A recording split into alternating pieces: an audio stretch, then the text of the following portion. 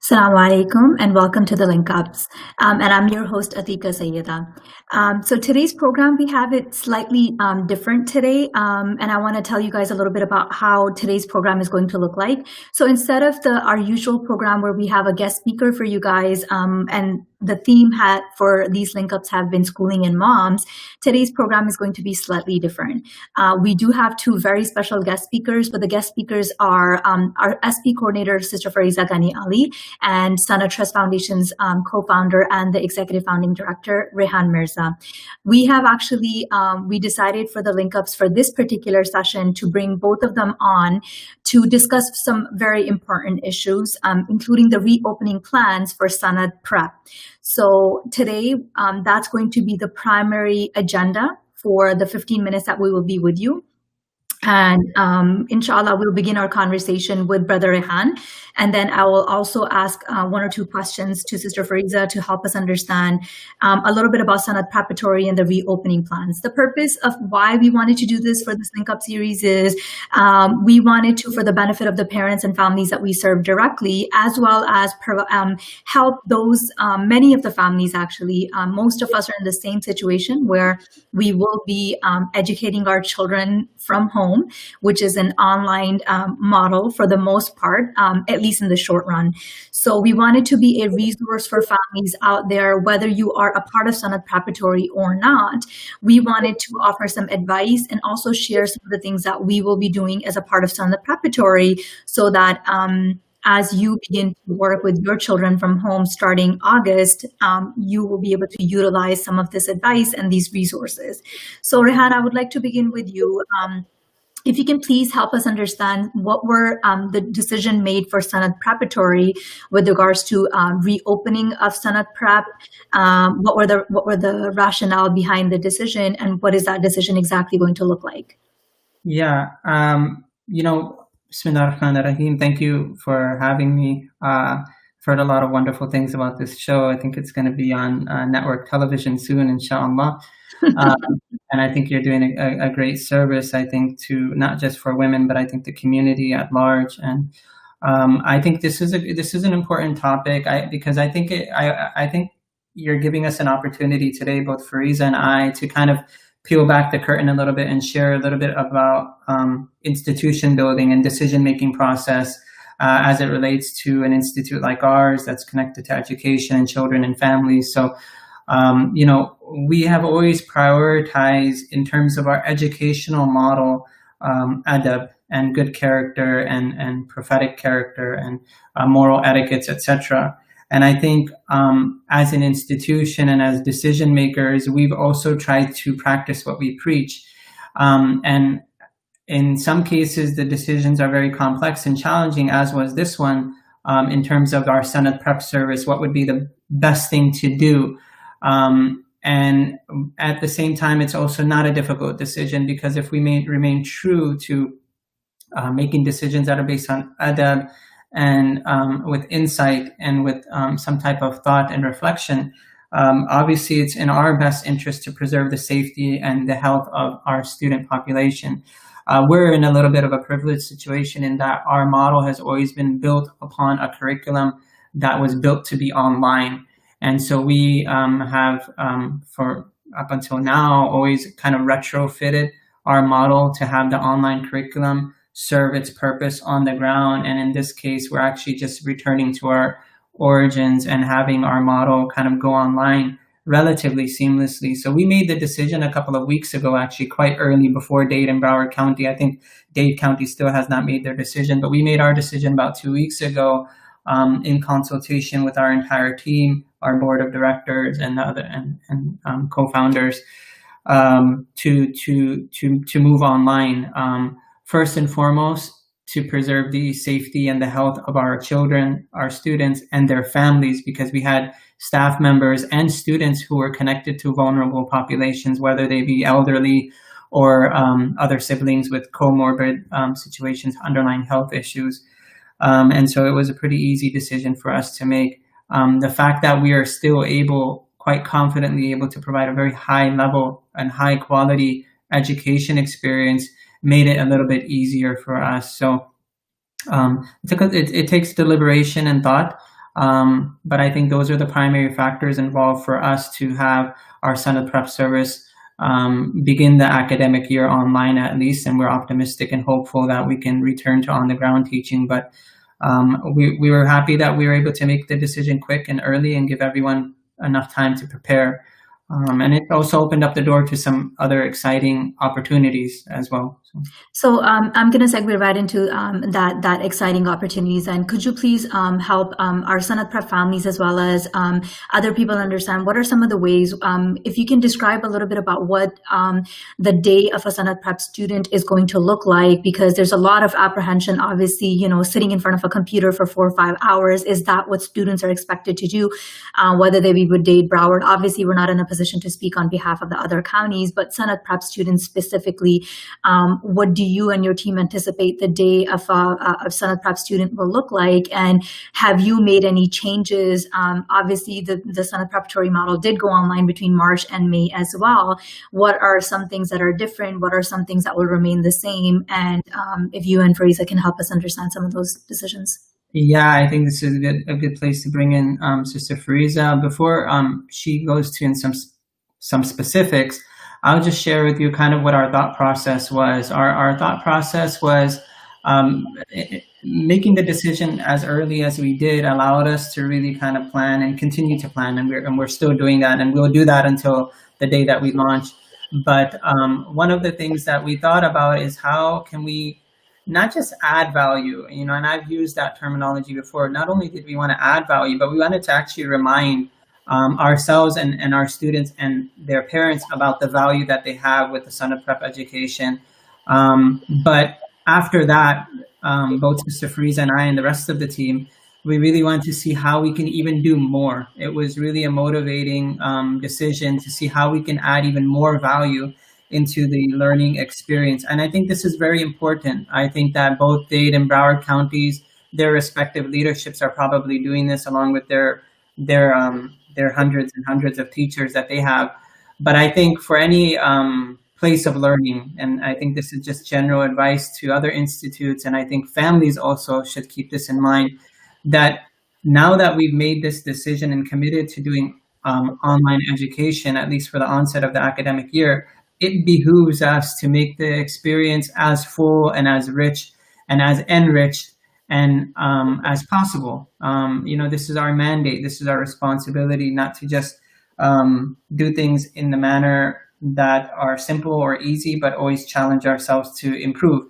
And so the decision really has forced us to be creative. And I think Sister Fariza will talk a little bit more about some things. But one thing to note as she talks about some of the ideas that we had was our main motivation was, how do we remind students and families about the value that they have? And now as leadership, do we add even more value to their experience?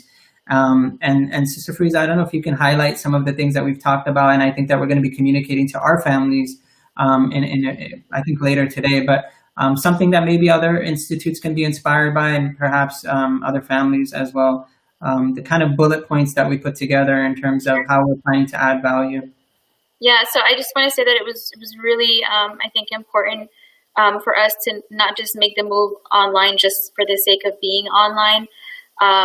We couldn't just be satisfied with, just that being enough. We wanted to have a very intentional, very thoughtful approach to what Senate Prep online would look like this year.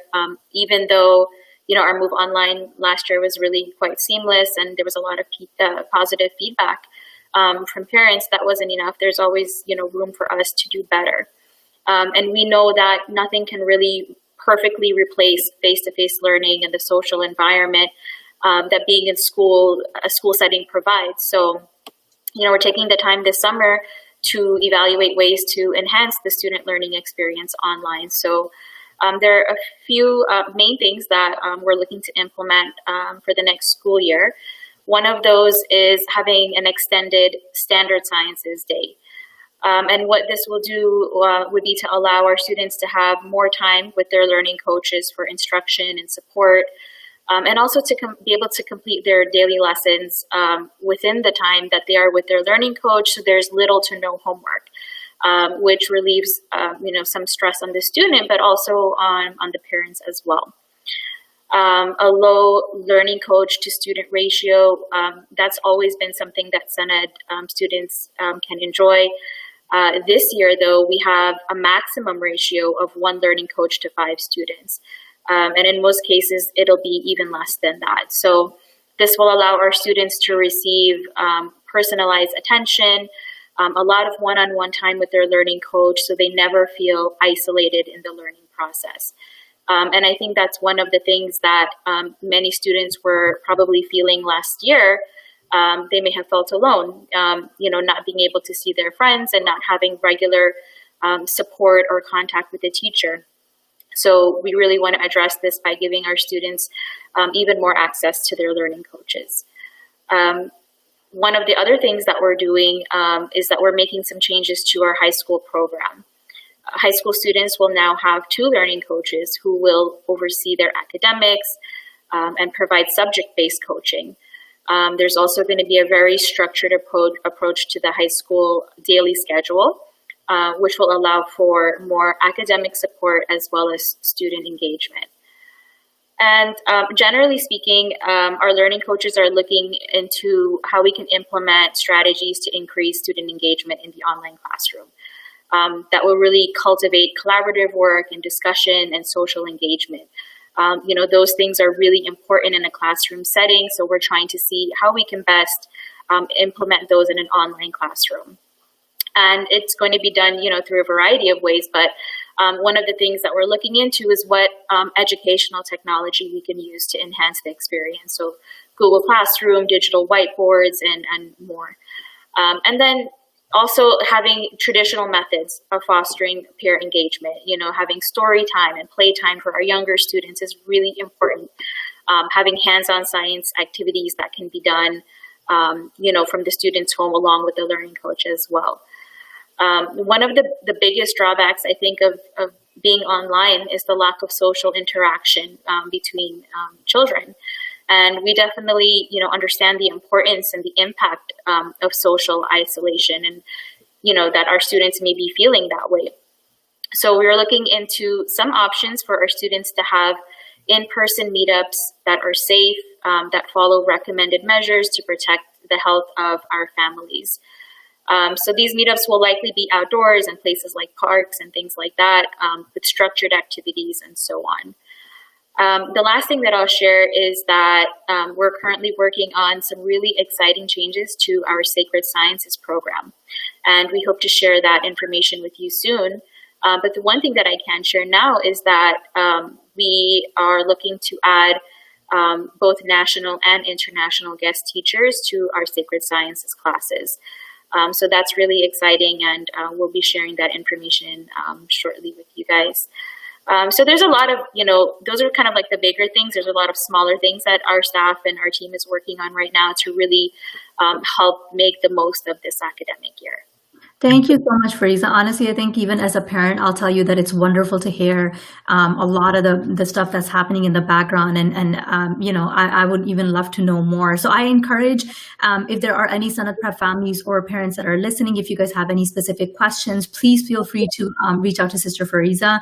And always I always encourage you, and I'm speaking in my capacity as a mother who has 2 children in SunEd Preparatory, that if you have any questions, to please reach out to her, never hesitate. And to those of you who are not a part of the SunEd Prep family as a part of our full-time center, you are still more than welcome to reach out to Sister Fariza, and she's always available to, honestly, as a resource. She is a tremendous resource for our foundation and for SunEd Preparatory as well, and we're always happy and welcome to provide whatever advice or feedback that we have learned in the past 10 years of doing a blended hybrid learning model, where a lot of our infrastructure of the curriculum and the instruction takes place online, but we interact with students in real time, whether it's in a center or even online.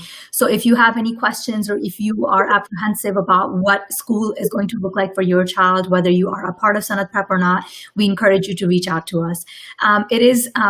We are almost at the end of it. So Rehan, if you could please give us some parting advice that you may have for some families. A lot of us are in the same boat, where many of us are going to be at home as much as we would like to be in real spaces with our children, or the children would like to be with their teachers. what parting advice do you, if any, do you have for families and how they can manage their children's education from home as we continue to be online? That's a great question. I think if we don't finish it all today, we could always continue next week as well, because I think a lot of us are in the same situation. Everybody is doing online education, at least for the foreseeable future. There's a lot of things that we've learned. We have 10 years, I guess now, looking at the calendar, decades of institutional knowledge, not just in online education, but on the ground education as well. Among the big ticket items that I'll say for the sake of time, that I think we all share our belief system on these things. One is that preferably to have the child be learning from a shared space, a communal space in the home. Dining tables work great for that. Versus in their room behind a closed door or something like that. The reason for that is just to ensure that, parents are accessible, are aware of what the students are doing. Maybe they can even overhear what instruction is taking place, provide real-time support, active support. So it's always preferable that students be in a communal space if possible, like the dining area. If not, then certainly in a bedroom is fine, but just have the door open and be accessible to the student, and the student be accessible to you. That's one thing that I think is important. The second thing that I think I would say for the sake of time is that it's really important that a conversation take place with regards to what the child learned during the day, and ideally over dinner. If a child and family are having dinner together, that's a great opportunity to ask about what lessons took place and things like that. So that type of inquiry and genuine inquiry is really important. And then follow-up questions in that regard. And then I would say that it's really important for every family to have a sacred sciences curriculum. Sana Prep students are fortunate that it's part of their full-time program, both the standard and the sacred sciences. But for non-Sana Prep families, I'd really, really say to make it a priority right now, to have a plan in place, to have at minimum a weekly, but ideally really a daily sacred sciences curriculum for your child. We have some exciting things planned for our students that Fariza alluded to. We're hoping to make some of that accessible to the community at large. But if you're not a Sanad Prep family, then I would really encourage you to talk with your spouse and see what you can do for your child daily to fulfill their sacred science development and growth and needs, whether it be reading Quran daily, at minimum, and then something related to Sira or Aqidah or something like that. So just having an accessible learning area for the child, having conversation about their daily lessons, and then having a sacred sciences curriculum in place, ideally daily, for the child. And perhaps we can add upon that and have a longer discussion next week. But these are three things that come to mind right now. And I would just add, before I hand over the mic, is that, Sanad Trust Foundation and our team at Sanad Prep is available to the community, to a mother, to a father, pro bono, just to support you in any way. We have always been at the service of the community. So if there is any family that struggles at some point with online instruction and education down the road, please don't hesitate to reach out to us, and we'd be happy to share what we've learned and provide whatever support that we can offer to you and to your family, and Allah knows best. Thank you so much, Rehan. Sisters, we had one or two comments and questions as well that unfortunately I'm not going to have too much time to go over. Sister Safia, who's always, mashallah, joins us, is really excited and looking forward to art classes with our teacher, with some of our learning coaches at Sanad Preparatory. So we're excited for you, Sister Safia, as well. And we can't wait to get started, inshallah, on those plans. Thank you so much for that comment. I'm happy that you are benefiting from this particular session where we had an opportunity to kind of share what our rationale was behind the decision for remaining online for at least the onset of the academic year. And obviously we will keep the community as well as our families informed about our future plans as they develop develop, as all of us are in the same boat. I want to thank you guys for joining us for this link up session. I know we went on a little bit farther than our usual time of 15 minutes. I want to, from the bottom of my heart, thank you, Sister Fariza and Brother Rehan, for joining us on such short notice. I really appreciate you guys taking the time to come in and inform not just our Sanad preparatory families, but be a general resource for the community. So if any of you guys have any questions, please reach out to us at fariza@sanadtrust.org, my own email address, atika@sanadtrust.org, with any questions, concerns, or even resources that we can provide for you, as all of us are in the same boat of having to educate our children from home. We would love that opportunity and would be happy to share whatever we have learned in the past decade from this experience. We hope you nothing but the best. We hope that you and your families remain safe in the next few months. And we ask Allah subhanahu wa ta'ala to remove this affliction from our community and from the globe. Thank you so much for joining us. And we hope to see you, inshallah, next Thursday. Again, with your host, my name is Atika Sayyida, and we hope to see you next week. Assalamu alaikum wa rahmatullahi wa barakatuh.